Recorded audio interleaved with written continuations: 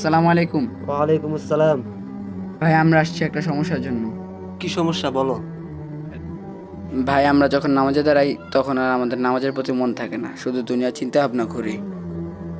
হ ভাই, নামাজ একটু দাঁড়াইলে শুধু খেলাধুলার মোবাইলে চিন্তাই মাথায় আসে। হ ভাই, আপনার কাছে আসছি একটা সমাধান নেওয়ার জন্য।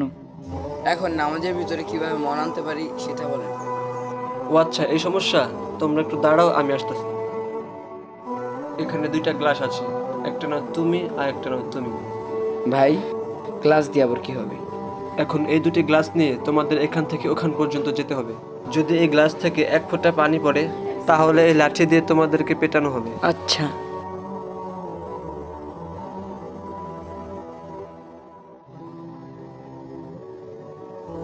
এক ফোঁটা পানি কি নিচে পড়ছে? না ভাই। না ভাই, আচ্ছা বলো তো, কি কারণে তোমাদের গ্লাস থেকে পানি পড়ে নাই? কারণ আমাদের সম্পূর্ণ মনোযোগে ক্লাসের দিকে ছিল। যদি আমাদের এক ফোঁটা পানিও পড়তো তাহলে তো আপনি আপনার এই লাঠিতে আমাকে পিটাতেন। একটা লাঠির ভয়ে যদি তোমাদের সম্পূর্ণ মনোযোগ এই গ্লাসের ভিতরে থাকে, তাহলে জাহান্নাম থেকে বাঁচার জন্য নামাজে কতটুকু মনোযোগ রাখা উচিত? রাসূল সাল্লাল্লাহু আলাইহি ওয়াসাল্লাম বলেছেন, তোমরা যখনই নামাজে দাঁড়াবে তখন এই কল্পনা করো যে তোমরা আল্লাহ তাআলাকে দেখছো।